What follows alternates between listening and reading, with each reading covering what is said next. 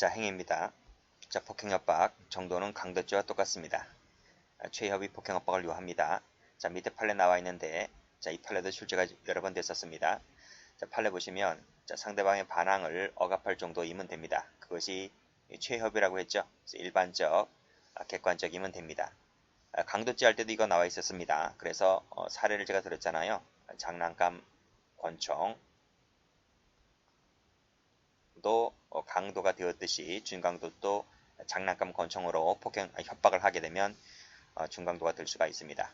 따라서 반드시 현실적으로 이줄 것이고 X 반항 억압일 필요는 요하지 않습니다. 진짜 총일 필요는 없다는 거죠. 장난감 총이라도 충분히 중강도가 될 수가 있습니다. 자, 올라가 보죠. 상대방은요 소유자나 점유자 되고요. 자, 목적물의 목적 달성에 장애가 될 수 있는 제3자도 될 수가 있습니다. 우리 전 시간에 봤던 예를 보면 경찰관 되는 거죠. 경찰관에 대하여 폭행협박을 해도 중강도 될 수 있습니다. 또 판례를 보게 되면요. 이웃 주민도 나오고요. 경비원 아저씨도 나옵니다. 자, 이런 사람들에게 폭행협박 가하면 중강도 됩니다. 자, 시기와 장소, 절도의 기회에 행해지면 되는 거죠. 자, 이 절도의 기회라고 하는 말의 의미는 자, 시간적, 장소적으로 근접하면 됩니다. 그래서 하나씩 분석을 해보도록 합니다. 첫 번째, 시간적 근접성. 폭행협박은 착수 이후부터 기수 직후까지 행해지면 됩니다. 그리고 장소는 절도 부근 현장에서 행해지면 되는데 추적당하고 있을 때는 약간의 장소적으로 떨어져 있다 하더라도 추적당하고 있을 때는 근접성을 인정해 줄 수 있다는 것이죠. 그래서 중강도가 될 수 있다는 판례가 많이 나올 겁니다. 자, 그러면 판례 보도록 합니다. 자, 판례 소뚜껑 사건 보시게 되면 꺽쇠 1번에서 폭행협박은 강도죄와 똑같다고 했죠. 강도죄와 똑같이 반항 억압할 정도이면 된다고 했습니다. 자, 됐고. 자, 그러면 이 사건 보세요. 이 사건이 과연 강도죄와 균형을 맞출 수 있는 반항 억압 형태였는지 볼게요. 갑은 을의 집에 들어가서 절취하려다가 곧 발각되었다. 절도라는 신분을 가진 자가 그쵸? 발각되었습니다. 을이 갑을 체포하기 위하여 갑에게 전치 3개월 정도의 중상을 입을 정도로 심한 폭행을 가해오자 라고 했는데 이 을이 누구냐면 을이 특전사입니다. 특전사인데 마침 휴가 나와서 집에서 쉬고 있던 차에 이제 갑이 이제 도둑으로 들어왔던 거예요. 그쵸? 임자 잘못 만났죠? 갑이 엉겹결에 옆에 있던 소뚜껑을 들었는데 이 친구가 심한 폭격을 가해오다가 소뚜껑에 손이 나갑니다. 그렇죠? 그래서 부상을 입게 되죠. 이 갑에게 중강도를 물을 수가 있을까라고 하는 것이에요. 자, 갑은 소뚜껑을 들었다고요. 엉겹결에. 그렇죠? 라고 했던 것이 강도죄가 요구하는 최협의 폭행협박이 될 수 있을까? 안 된다는 거죠. 그렇죠? 그런 얘기입니다. 넘겨보시면 자, 꺽쇠 2번에서 엉겹결에 소뚜껑 세무칩니다.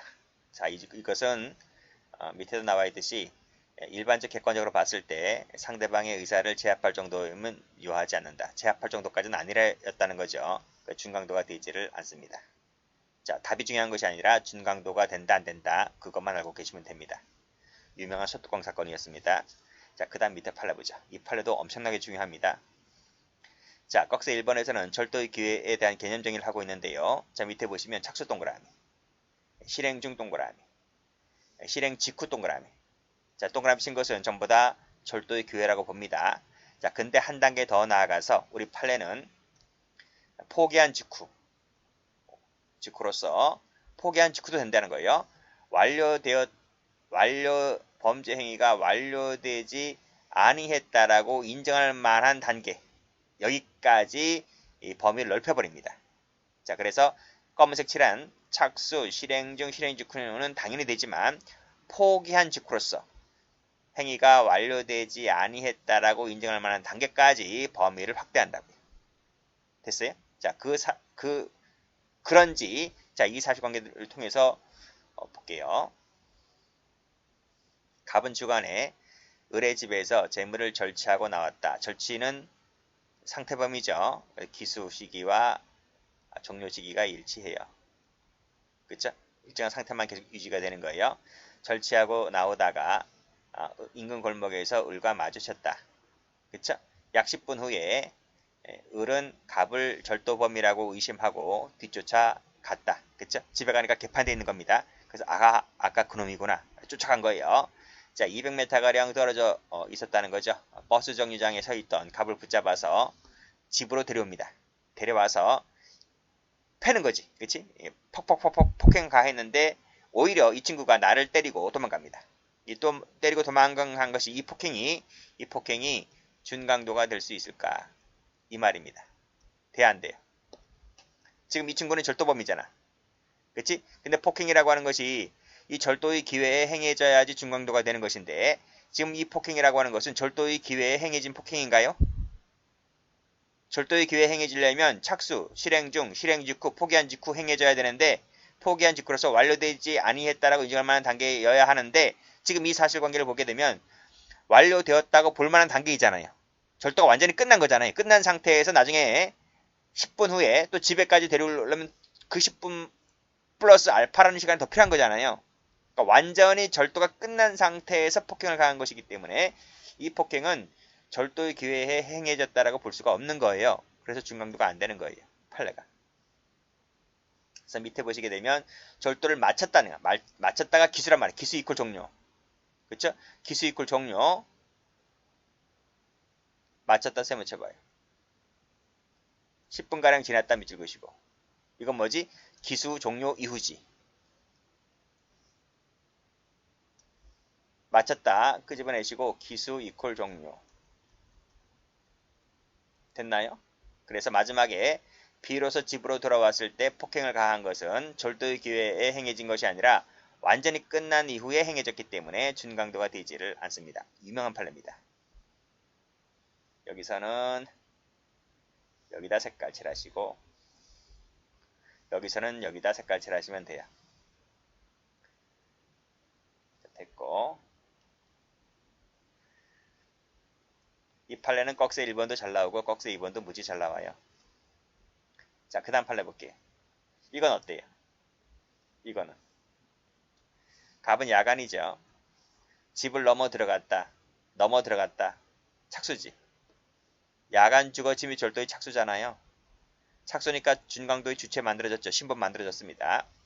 자, 넘어 들어가던 중에 지금 발각됐습니다. 그래서 현장으로부터 200m 떨어진 곳에서 200m 떨어진 곳에서 체포를 면탈하고자 폭행을 가했다. 이게 준강도가 되냐고요. 그치? 돼 안 돼요? 자, 앞에서 뭐라고 했어요? 여기서 절도의 기회라고 하는 것은 시간적, 장소적 근접성이 있어야 한다 했잖아요. 그럼 자, 훔친 장소에서 200m 떨어졌다고 했잖아요. 그치? 즉 장소적으로 약간 거리가 떨어져 있었네. 근데 추적당하고 있을 때는 뭐다? 약간 장소가 떨어져 있었다 할지라도 이것도 장소적 근접성을 갖는다는 것이 판례입니다. 200m가 아니라 2000m라 하더라도 추격당하고 있을 때는 된다. 자, 여기서 동그라미. 그쵸? 그리고 담을 넘었다 밑줄 그시고 야간 밑줄 그시고 여기다가는 착수라고 적으시면 돼요. 착수란 말은 준강도 신분이 만들어졌구나. 그리고 이건 다른 색깔로 되는 거니까요. 이 색깔 말고 다른 색깔로 여기 색깔 칠하시면 돼요. 이것은 절도의 기회라고 볼 수가 있기 때문에 200m든 2000m든 간에 장소적 근접성이 인정되어서 준강도가 된다는 판례입니다. 다음 판례. 자, 여기 또 나와 있죠. 절도의 기회가 뭔지 다시 설명해 놓고 있습니다. 그랬을 때 여기 추적 태세에 있는 경우, 그렇죠? 경우 된다고 했어요. 방금 앞에서. 그리고 또 체포가 되었긴 되었는데 아직 신병 확보가 확실하다고 볼 수 없어.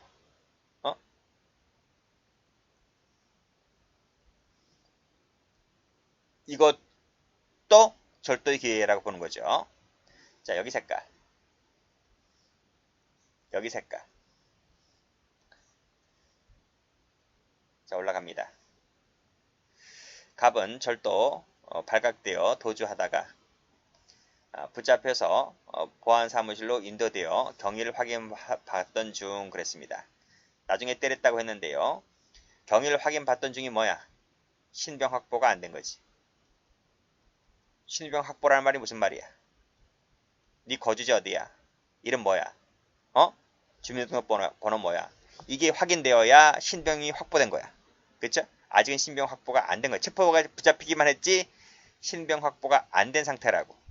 그때 퍽 때리면 이때 준강도가 됩니다. 아시겠죠? 그 상태에서 상해를 가한 것은 준강도 상해가 되는 거지. 꺽쇠 2번. 그치? 이 부분입니다. 신병 확보가 확실하지 않은 단계. 아는 동그라미. 그쵸? 됐습니다. 자, 그 다음도 준강도 되는, 즉 절도의 기회라고 본 판례들입니다. 되는 것이기 때문에 실행 중 동그라미, 직구 동그라미, 추격 동그라미. 신고 전화하려고 하는데 동그라미. 이것도 뭐야? 신병 확보가 안 된 거지.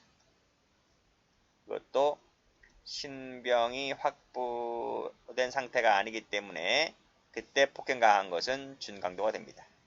여기도 폭행 가했죠? 여기도 협박을 했잖아요. 죽여버리겠다라고 협박했잖아요. 가했잖아요. 전부 다 준강도가 됩니다. 여기도 추적당하고 있죠. 준강도가 되는 사안들이고 마지막에 구타했죠. 그쵸? 구타를 해야 됩니다. 폭행을 가해야 됩니다. 이걸 가하지 않으면 준강도 안 됩니다. 자, 그렇지만 뿌리친 정도는 준강도가 아니지. 이건 최후의 폭행 협박이 아니잖아. 최후의 폭행 협박이 아니기 때문에 준강도가 될 수 없다는 판례입니다. 자, 기수미수 판단 시기, 판단 기준 가볼게요. 자, 여기서 노트 펴봅니다. 자, 이 그림을 제가 전 시간에 봤죠. 강도는 폭행 협박 플러스 절취가 이루어진 경합범이고, 절취라고 하는 것은 폭행 협박을 통해서 이루어진 것이기 때문에 이걸 강취라고 말한다 그랬습니다. 그러면 강도죄 기수시기는 언제였습니까? 강도죄 기수시기 언제였어? 이때였지. 그치? 절도할 때, 절취할 때, 강취할 때 기수가 되는 거죠. 자, 준강도 335조는 어떻게 됐어? 절도가 먼저 있죠. 그리고 일정한 목적을 가지고 폭행과 협박을 가했을 때 성립하는 범죄가 준강도라고 했잖아요. 그래서 제가 뭐라 그랬습니까? 앞뒤 선후 관계만 받겠다고 했잖아요. 절도가 맨 끝에 있던 것이 앞으로 오고 폭행 협박이 뒤로 가잖아요. 그치? 자, 여기서 우리 판례는 어떤 입장을 취하고 있냐면, 자, 봐요. 절도가 기수인 상태 하에서 퍽 때렸다 이거예요. 기수인 상태에서 폭행 협박을 가하면 준강도 기수가 돼버립니다. 절도가 미수인 상태 하에서 퍽 때리면 준강도 미수가 됩니다. 그러면 폭행 협박 가하지 않으면 준강도 안 됩니까? 안 돼요. 폭행 협박을 가해야지 준강도가 되는 거예요. 폭행 협박을 가하지 않으면 그냥 절도 기수 미수에서 끝나요. 아시겠어요? 폭행 협박을 가해줘야지 준강도가 된다니까요. 자, 되는데 절도 기수인 상태에서 때리면 준강도 기수, 미수인 상태에서 때리면 준강도 미수. 왜 그럴까? 여기니까 강도가 취득하면 기수, 절도 취득 자체를 기수, 강도죄 기수로 놓았기 때문에 준강도도 여기서 기수를 잡아버린단 말이야. 기수 여부를 강도가 여기서 잡아버렸기 때문에. 그런 논리가 판례입니다. 자, 그래서 다시 오시면 우리 판례는 기수미수 여부를 절도를 갖고 잡아버린다 이거예요. 그래서 절도 미수 자체가, 미수범이 일정한 목적을 가지고 때려버리지, 그럼 미수가 때렸기 때문에 준강도 미수가 되는 거예요. 만약 기수가 때렸다면 준강도 기수가 되는 거예요. 그런 논리입니다. 자, 중요한 판례가 여기서 나오는 거예요. 여기 보시게 되면 빨간색으로 절도를 갖고 따주겠다 이런 말입니다. 색깔. 자, 됐어요. 올라가 볼게요. 자, 이 사실관계도 출제가 여러 번 됐습니다. 사실관계까지 같이 보셔야 돼요. 갑과 을은 합동하여 양주 술이죠. 절취를 할 목적으로 물색하던 중 그랬습니다. 절도죄의 착수죠. 착수가 인정되었습니다. 자, 그런데 발각되네요. 발각되는데 지금 양주를 그대로 둔 채 도망갔다는 거죠. 그렇죠? 양주를 그대로 둔 채란 말은 취득을 못했다는 거예요. 그 상태 하에서 체포를 면탈을 할 목적으로 때려버리죠. 준강도, 이 때려버려야 준강도 나오는 거예요. 못 때리면 준강도 못 나와요. 근데 미수인 상태 하에서 취득 못했단 말은 미수란 얘기잖아요. 미수인 상태에서 때려버렸기 때문에 준강도 미수가 됩니다. 그래서 미수가 때렸으니까 준강도 미수인 겁니다. 기수라고 하면 틀려요. 같이 봐두시면 돼요. 자, 이것도 나온 적이 있습니다. 자, 요 부분도 잘 봐두세요.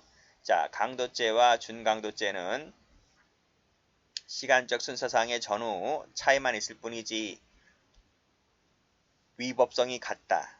이 같다가 시험 문제야. 다르다 하면 틀립니다. 최근에는 이 지문까지 나옵니다. 땡땡. 자, 주관적 요건. 자, 영득의사 있어야 되고요. 고의 있어야 되고요. 일정한 목적이 있어야 되는데, 즉 체포면탈, 죄적인멸, 재물탈환 한거 이 세 개 중에 어느 하나가 있어야 됩니다. 그 외에 다른 목적일 때는 안 됩니다. 다른 목적일 때는 준강도가 될 수가 없다는 거지. 자, 이건 옛날 한 20, 30년 전 사법시험 문제인데 보겠습니다. 갑이 소매치기를 하려고 손을 집어넣었는데 소매치기다라고 고함을 지르자 미수에 그친 보복으로. 이 보복이 뭐야? 이 체포 탈환 이게 아니지? 다른 목적인 거지? 그치? 그래서 이때는 준강도가 되지를 않는다. 즉 절도 미수와 폭행죄의 경합범위 되는 것이지 준강도가 안 된다. 옛날 사법시험 문제입니다. 자, 밑에 재물 탈환한 건 목적이 뭔지는 읽어보시고요. 자, 타죄의 관계 봅니다. 자, 타죄의 관계도 시험에 잘 나오죠. 자, 볼게요. 갑이 을소의 승합사의 조수성문을 열고 들어가 뒤지던 중 이게 뭐야? 물색이 있는 거죠. 물색이 있는 거지? 물색이 있다는 말은 절도죄의 착수가 있다는 말이구나. 이렇게 볼 수가 있겠네요. 자, 발각됐습니다. 그쵸? 발각됐죠? 자, 그래서 신고를 받고 출동한 경찰관 AB가 자신을 붙잡으려고 하자 체포를 면탈을 할 목적으로 팔꿈치로 A를 때렸다. 이거 뭐야? 절도라는 신분을 가진 자가 체포 면탈을 목적으로 때렸으니까 그건 준강도잖아요. 일단 경찰관이긴 하지만 공직방은 논의를 한다 그랬습니다. 그건 무시하고 판단해요. 자, 준강도가 됐습니다. 자, 발로 B의 정강이를 걷어차서 2주간의 치료를 요하는 상해를 가합니다. 이건 무슨 죄가 되겠습니까? B를 때린 것은. 준강도? 상해죄잖아요. 상해라고 했으니까. 그렇잖아요. 그러면 죄가 두 개입니까? 하나입니까? A를 때린 것은 준강도고 B를 때린 것은 준강도 상해인데 두 가지 죄가 각각 다 되고 경합범위 됩니까? 예?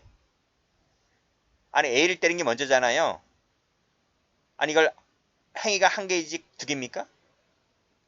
A를 먼저 때리고 B를 나중에 때렸을 거 아니에요. 그래서 그러면 이 죄 떼고 이 죄 떼고 죄가 행위가 두 개니까 경합범위다 이렇게 가요? 어떻게 가요? 판례가 뭐라 그래요? 판례가 이렇게 안 간다는 거예요. 이게 아니라는 거예요. 그럼 뭐냐는 거예요. 그때는 이게 지금 동시간이잖아. 동시간 떼고 지금 장소도 같잖아요. 같은 현장이거나 인근이잖아요. 그치? 그 장소 부근에서 다 발생한 것 아니겠습니까? 그럴 때는 가장 중한 죄의 포괄일죄만 됩니다. 그럼 이게 중합니까? 이게 중합니까? 상해가 나온 이죄가 중하잖아요. 그래서 이때는 무거운 죄 포괄해서 일죄만 될 뿐이고 형이 가벼운 죄는 사라져라. 중한 죄에 흡수가 되고 만다. 이런 말입니다. 그래서 보시면 여러 명의 사람에게 대하여 피해자에 대하여 같은 기회에 그렇죠? 같은 기회에 폭행을 가하여 그중 한 사람에게만 상해를 가하였다면 이 가장 무겁잖아요. 그렇지? 그랬다면 그 무거운 죄에 포괄하여 하나의 강도상해죄만 될 뿐이다 라고 하는 것이 판례입니다. 무지 잘 나와요. 두 개의 죄가 된다 그러면 틀려요. 아시겠어요? 자, 그런 판례입니다. 그래서 여기서는 여기다가 색깔 칠하시면 돼요. 그럼 이거 볼까요? 위에 판례만큼 잘 나오진 않는데 이 판례도 많이 나옵니다. 자, 볼까요? 자, 갑은 을 소유의 물건을 절취를 한 다음에 순찰 중인 경찰관에게 발각되어 추격당했다. 체포 면탈을 할 목적으로 일정한 목적을 가졌죠. 자, 칼로 A 얼굴에 찔러서 상해를 가했다. 이건 무슨 죄? 상해 가했다며. 준강도 상해죄. 여기서 준자는 생략 가능합니다. 뒤에서 배우겠지만 이 강도 상해죄에서 강도에는 모든 강도가 다 들어오기 때문에 준강도도 포함됩니다. 그래서 준자를 굳이 쓸 필요는 없어요. 정확하게 말씀드리기 위해서 준자를 써준 것 뿐이지 준자는 생략이 가능합니다. 여기도 마찬가지야. 여기도 준자는 생략이 가능한 거예요. 어쨌든 준강도 상해죄입니다. 자, 계속하여 도망하다가 다시 쫓아온 B에게 칼을 내밀며 쫓아오면 죽여버린다라고 협박을 가했다. 협박 가했대요. 이건 무슨 죄? B에 대해서는. 이건 준강도지. 그쵸? 그러면 위에와 똑같이 이 두 개의 죄가 각각 되고 경합범위 됩니까? 그게 아니라니까. 그치? 같은 시간대, 같은 장소에서 발생한 부분이기 때문에 그때는 가장 중요한 죄의 포괄죄 이것만 될 뿐이고 이건 사라집니다. 그쵸? 여기도 마찬가지 꺽쇠 2번 보시면 준강도 행위가 진전하여 상해까지 수반하게 되면 가장 중요한 죄인 준강도 상해죄의 포괄죄만 든다는 것이고 별도로 준강도가 되진 않다. 즉 경합범 처리는 안 하겠다 이 말입니다. 그쵸? 그래서 여기를 색깔칠하시면 돼요. 자, 꺽쇠 1번은 위에 거랑 반복되고 있습니다. 자, 체포를 면탈을 할 목적으로 수인에 대하여 같은 기회에 동시 이시에 폭경을 가하였다면 준강도죄의 포괄일죄, 무거운 죄의 포괄일죄가 된다 이겁니다. 포괄일죄는 우리 총론 시간에 배우죠. 가장 중요한 죄의 일죄로 처벌이 하는 것이 포괄일죄입니다. 자, 됐고. 자, 타죄 관계. 준강도는 강도죄에 대해서 보충 관계입니다. 그래서 절도가 발각되자 체포를 면탈하기 위하여 폭행 협박을 가한 다음에 여기까지 했으면 뭐였어요? 여기까지 했으면 중강도였죠? 여기까지만 그치면 중강도입니다. 근데 여기까지만 그친 게 아니라 재물까지 강취까지 나아갔어. 이렇게까지 나아갔어. 그러면 결국은 강도죄로 가는 것이고 준강도는 여기에 흡수가 되고 맙니다. 이해되시겠어요? 그런 얘기입니다. 자, 이건 어떨 것 같아요? 가로 2번. 자, 강도 특수강도가 체포 면탈을 할 목적으로 폭행 협박을 가하면 여기서 준강도 됩니까? 안 됩니까? 안 되지. 여긴 강도가 주체인데 준강도의 주체는 절도라 했잖아요. 그러니까 준강도는 안 나오는 거예요. 뭐밖에 안 되는 거예요? 강도밖에 안 되는 거예요. 준강도 나올 수가 없다는 거지. 그쵸? 시험은 뭐가 나온지 아세요? 시험은 이 1번이 한번 나온 적이 있어요. 옛날에. 그게 바로 밑에 각주 8번입니다. 자, 상점에서 재물을 절취했죠? 발각됐단 말이죠. 협박하면 여기서 중강도가 되잖아요. 중강도. 여기서 끝나면 중강도로 그치고 마는 거죠. 근데 이 친구가 한 단계 더 나가서 뭐까지 했습니까? 재물을 뺏어버렸단 말이죠. 그러면 중강도는 사라지고 여기서 강도로 바뀌는 거야. 강도로 끝나는 거야. 단순 강도죄가 됩니다. 됐죠?